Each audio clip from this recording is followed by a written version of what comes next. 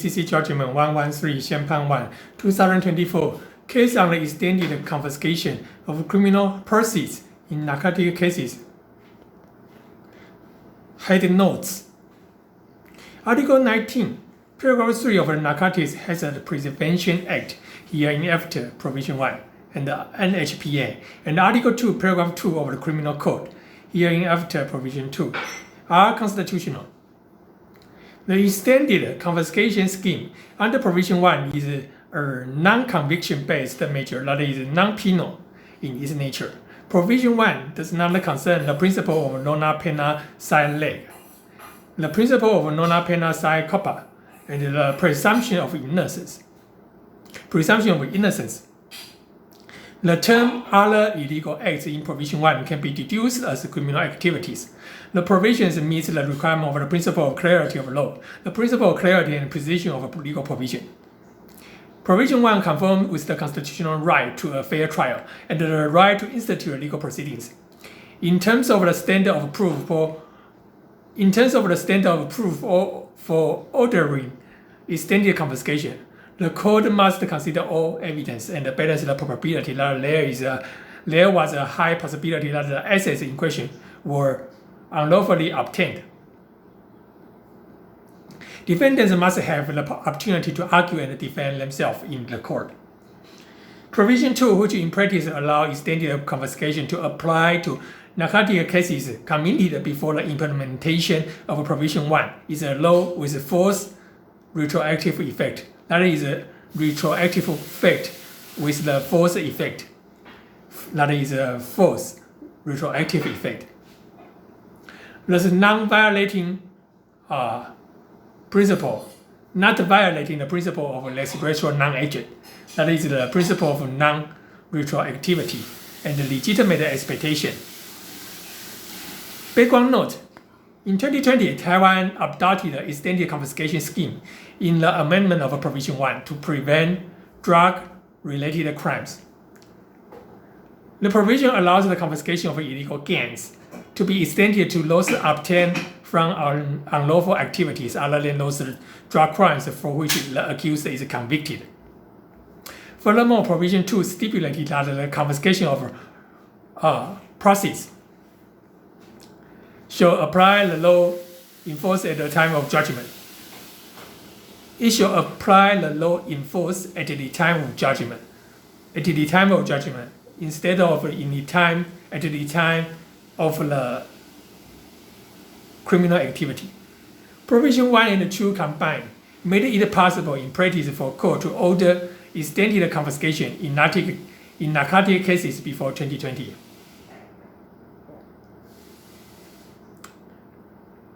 The petitioner of this case, Yi Hui-Chi, was seized with her spouse for manufacturing Category 2 narcotics in 2019. During the investigation, the police also seized 97,093,700 in cash. The court of first instance found that the petitioner guilty and ruled that 92,870,000 were illegal profits obtained from other illegal activities. The court ordered the amount to be confiscated under Provision 1 and 2. The decision was upheld by the appellate court and was final after the appeal was dismissed by Supreme Court. The petitioner lodged a constitutional complaint against Provision 1 and 2, arguing that Provision 1 is penal but was unclear in wording. Provision 1 lowered the standard of proof for prosecutors to secure court-ordered confiscation, and that applying Provision 2 and 1 will result in retroactive application of Provision 1, which violated the principle of lex retro non-agent. Summary of judgment holding. Provision 1 as amended January 15, 2020 and implemented July 15, 2020 stipulated that when offenses as stipulated in Article 4 to 9, 12 to 13, 14, Paragraph 1 and 2 are committed, and when there are sufficient facts supporting that the property or property interest other than those described in the preceding two paragraphs possessed by offender were obtained from other illegal acts, Such property or property interest shall be confiscated. Provision 1 does not concern the principle of non penal sine lege, the principle of non penal sine corpora, and the presumption of innocence. The term other illegal acts shall be construed as conduct of criminal nature. The prosecution bear the burden. The prosecution bear the burden of proof to provide sufficient facts supporting that the property and the property interest possessed by the offender were obtained from criminal conduct other than the one for which the offender has been convicted. Such proof shall be sufficient if the court, after comprehensive review of evidences and balancing the probabilities, is satisfied that there is a high possibility that the property or property interest hereinafter together as assets were yielded from other illegal acts. However, the court shall not determine as such simply because the defendant could not clarify the legal sources of his or her assets. The defendant's right to present an argument and motion for evidence examination shall be fully protected during trial, which could further protect the defendant's right to a fair trial. In this respect, Provision 1 does not violate the principle of clarity of law, principle of the proportionality, and the principle of a right to a fair trial under the constitutional law. Provision 1 also conforms with the protection of the right to property and the right to institute legal proceeding under Articles 15 and 16 of the Constitution. Provision 2, as amended December 30, 2015, and implemented July 1st, 2016, stipulated that the confiscation of proceeds should apply the law enforced at the time of judgment instead of at the time of commitment. The part of provision involving Provision 1 does not concern the principle of non penal sine lege, and does conform with the principle of res retro non-agent and the principle of legitimate expectation. The petitioner's complaint shall be dismissed. Reasoning: the extended confiscation scheme is not of penal nature, and thus does not concern the principle of non penal sine lege, the principle of non penal sine corpora, and the presumption of innocence. Provision 1's extended confiscation measure is a non-conviction based measure that aims to deprive assets yielded from illegal conduct and prevent such assets from reinforcing further future crimes. Through Provision 1, the legislator allows the state to confiscate the criminal proceeds of the illegal act completely to restore the legitimate proprietary order and prevent the offenders from using the proceeds as a capital for future drug crimes. Such measures will extinguish incentive for illegal conduct and combat drug crimes. In this respect, Provision 1 clearly aims to prevent illegal proprietary allocation from continuing. Following the original intention of the legislator, Provision 1 is not penal. It does not condemn the illegal act that yield from such proceeds. Increasing offenses such as drug-related crime, human trafficking, corruption offenses, fraud, and international money laundering often involve organized crime that work in a structured, continuous, and for-profit nature. Such crime have become a major issue that endanger social order and public safety and could even erode the country's democracy and the rule of law. To fight against the threat, various international conventions and IGO regulations require their signatory states and the member states to adopt confiscation measures that could effectively deprive the proceeds of such crime. And I will skip the convention here.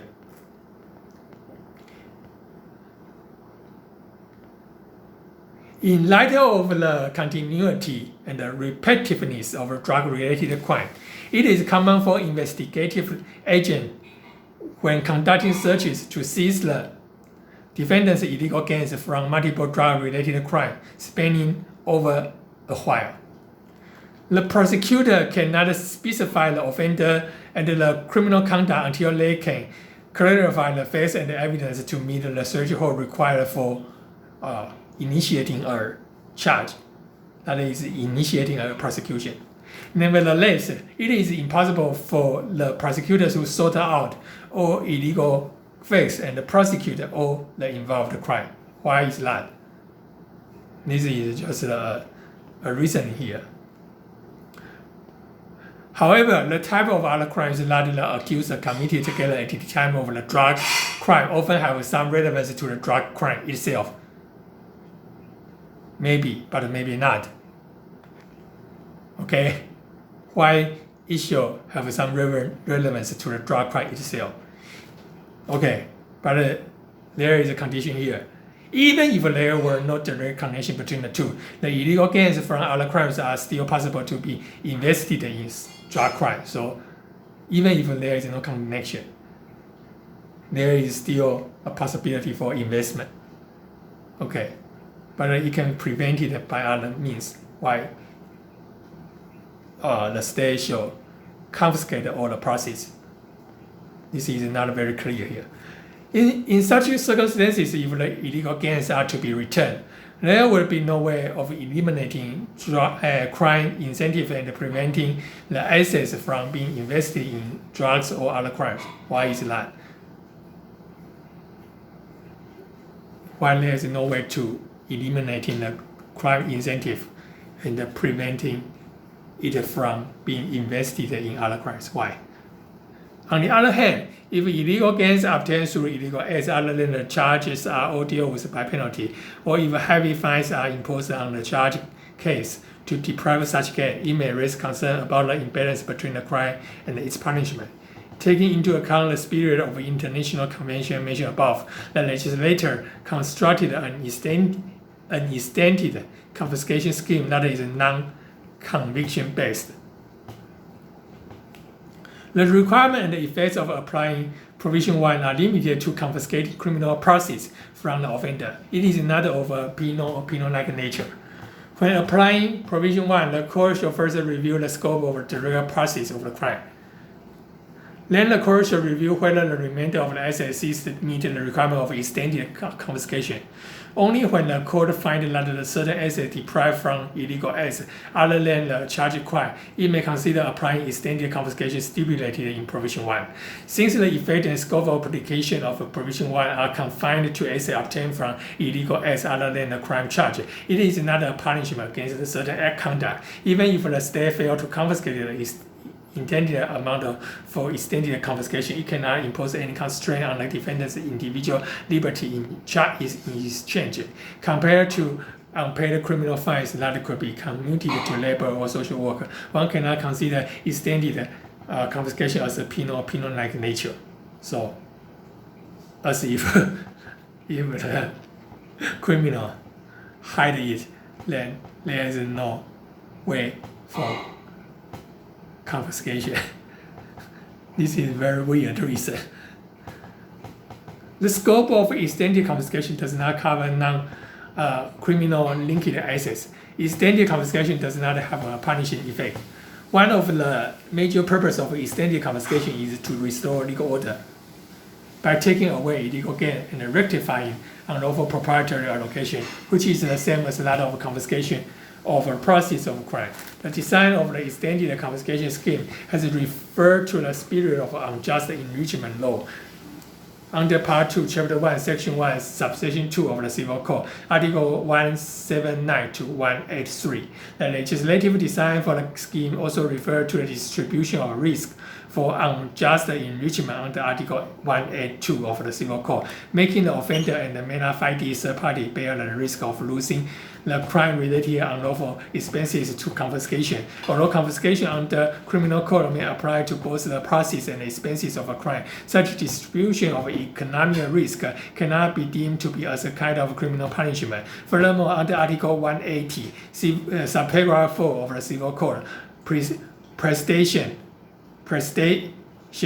made for an unlawful cause shall not be claimed for return.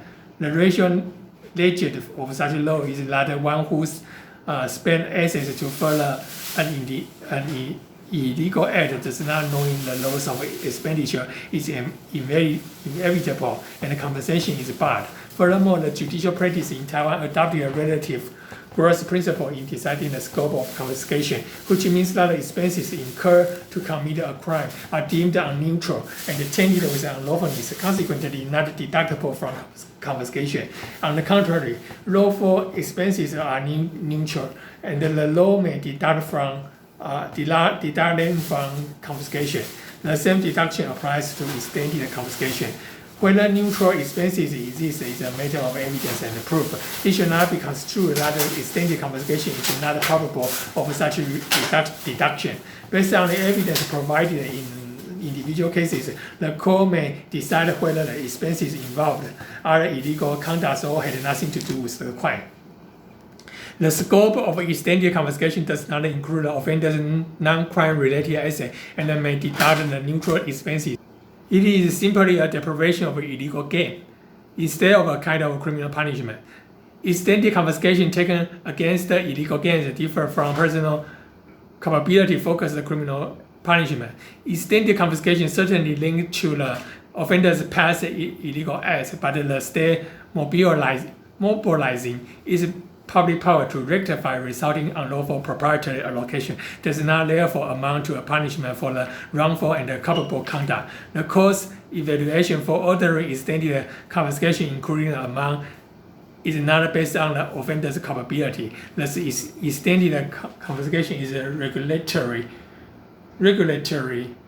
measure imposed from a preventive viewpoint that focuses on its future implication rather than punishment imposed on the offender from retributive viewpoint that focuses on the past wrongdoings. Extended confiscation differs from criminal punishment in purpose, nature, and legal effect. In conclusion of the above, Provision 1, which is not a kind of criminal sanction, does not concern the principle of non pena sine lec, the principle of non pena sine culpa, and the presumption of innocence. Provision 1 does not violate the principle of clarity of law. Since Provision 1 is not penal, its review of legal certainty and clarity should adopt a general standard instead of a strict standard applied in reviewing criminal punishment or measures constraining personal liberty. Provision 1 does not express specifically if the scope of other illegal acts is confined to criminal activity only. However, viewing from the definition of illegal act in Article 38-1, paragraph 2 and 4 of Criminal Code, alongside Provision 1's legislative purpose, other illegal acts shall be interpreted as illegal conduct condemned by criminal law. Therefore, Provision 1 does not violate the principle of clarity of law. Provision 1 does not violate the principle of proportionality under Article 23 of the Constitution, nor does it violate the protection of people's right to property under Article 15 of the Constitution. Assets derived from criminal conduct are in a way yielded from damaging the legal order. In this respect, a legislator may impose greater restriction on such assets for public interest. Therefore, the standard of review for Provision 1's proportionality should adopt a rational basis review. The purpose of Provision 1 is to eradicate the harm of narcotics, to stop illegal assets from reinforcing drug crime by blocking cash flow for drugs, and to make sure that nobody should get away with the crime processed by luck. These are all important public interests. Instead of all drug crime, including petty drug crimes such as possession or personal use, Provision 1 is only applicable to major drug offenses such as manufacturing, transporting, possession, for selling, compelled drugs through violence and coercion, forced coerced drugging, etc. Furthermore, even though not spelled out in this text, Provision 1 does not allow court to issue confiscation if the asset has already been confiscated extendedly. Lastly, under Article 11 of the Criminal Code, reduction and exemption of confiscation under Article 38-2, paragraph 2 are applicable to Provision 1. Such applications show that the legislators allow certain cases by case flexibility, so that Provision 1 does not pose an undue hardship for defendant. In conclusion, the means of Provision 1 is rationally connected to the purpose. Provision 1 does not violate the constitutional right to a fair trial, right to institute legal proceeding under Article 16 of the Constitution.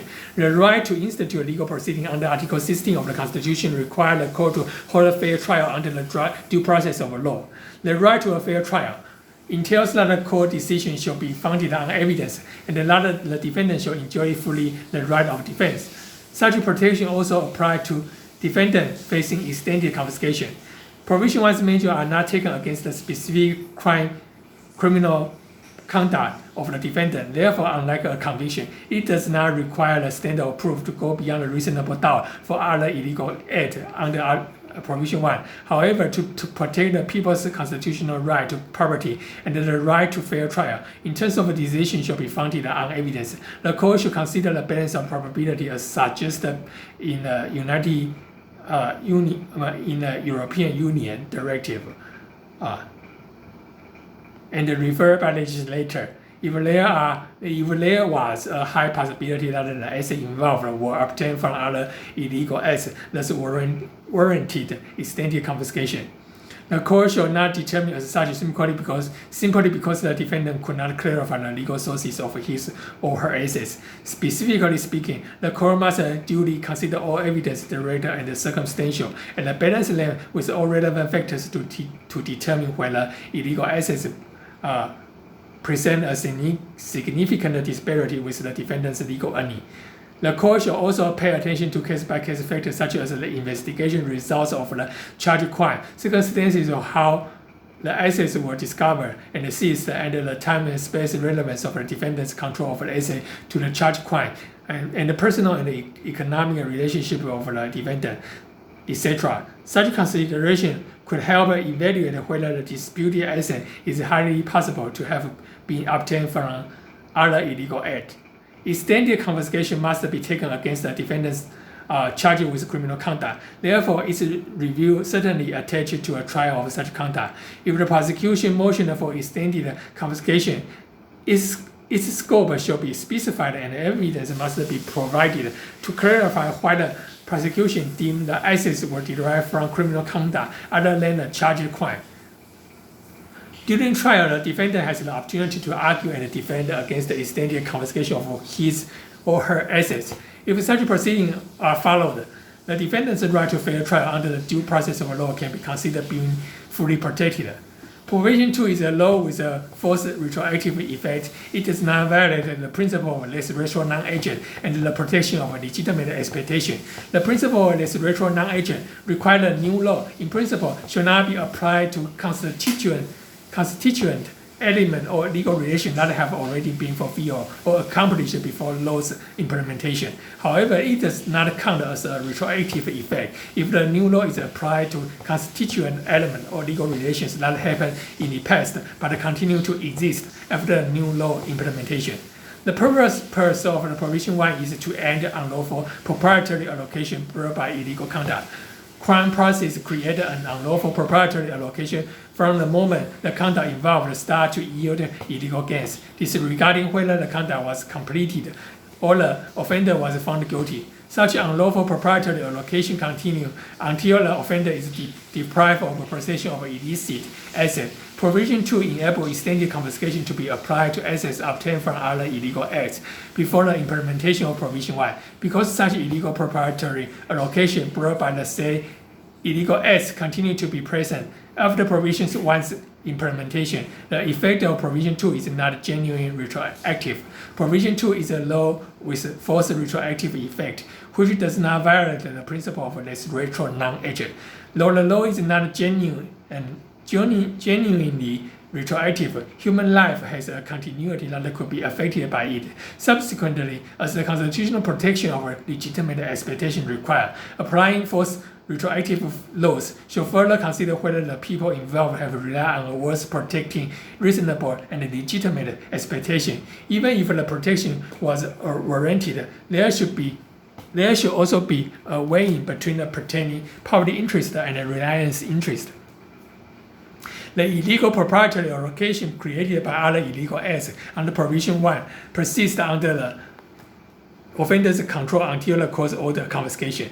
It is hard to say such a situation created a reliance interest worthy of protection. Provision 1 serves the public interest of manifesting the fairness and inviolability of legal order, strengthening the people's trust in the law, and ensure the stable operation of a society. Stipulating Provision 1 and applying it to extended confiscation before implementation of the provision does not violate the protection of a legitimate expectation. In conclusion, the Part 2 of Provision 2 In conclusion, the part of Provision 2 concerning the Provision 1 does not violate the principle of lex retro non-agent and the protection of legitimate expectation.